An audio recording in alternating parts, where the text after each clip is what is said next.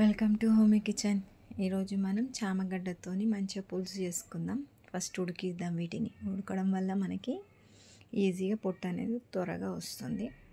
అలానే గీకి కూడా చేసుకోవచ్చు, కానీ అది కొద్దిగా ప్రాసెస్ పడుతుంది. ఇదైతే మనకు తొందరగా అవుతుంది. ఇప్పుడు తర్వాత మనం ఆనియన్స్ పెద్ద సైజు తీసుకొని కట్ చేసుకుందాం. అలానే 3 టమాటాలు, కొత్తిమీర, పచ్చిమిర్చి. ఇప్పుడు తగినంత కారం కూడా తీసుకొని మనం పక్కన పెట్టుకుందాం. వీటిని ఏమేమి అవసరం ఉన్నాయి వస్తువులని. అంతలోకి మనం స్టవ్ వెలిగించుకొని కడాయి పెట్టుకుందాం. కడాయి వేడెక్కాలి. ఇప్పుడు అందులో తగినంత ఆయిల్ పోసుకొని మంచిగా చూసుకోవాలి ఎంత అవసరం అనేది. ఇప్పుడు నూనె వేడెక్కింది. మనం జీలకర్ర, ఆవాలు, అదేవిధంగా ఎండుమిర్చి, పచ్చిమిర్చి వేసుకొని ఇప్పుడు ఉల్లిపాయలను కూడా వేసేసుకొని మంచిగా కలపండి.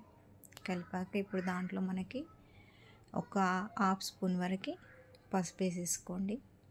అలానే అల్లం వెల్లుల్లి పేస్ట్ కూడా వేసేసుకొని కలుపుకోవాలి. ఇప్పుడు బాగా అంతా కలిసే విధంగా కలుపుకొని టమాటా ముక్కల్ని కూడా మనం కలుపుదాం.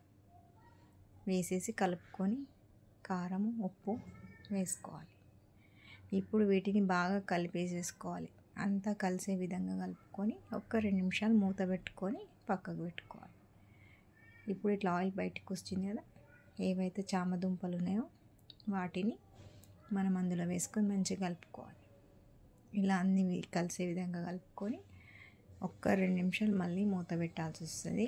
సన్న మంట పైన చేసుకుంటే ఏ కర్రీ అయినా మంచిగా టేస్ట్ ఉంటుంది.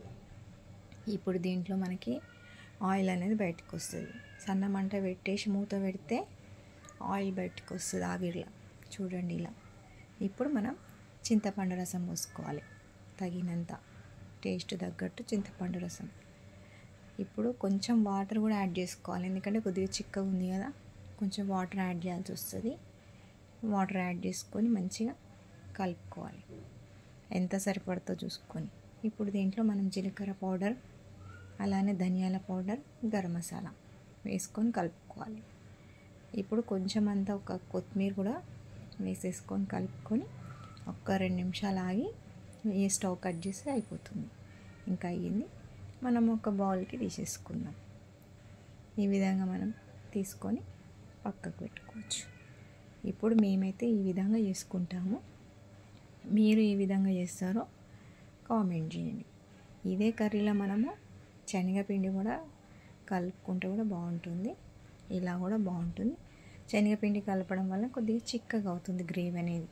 ఎంతనైనా వేసుకున్నా కూడా ఇలా కూడా బాగుంటుంది. మీకు నచ్చితే లైక్, కామెంట్ చేయండి, సబ్స్క్రైబ్ చేసుకోండి. Thank you.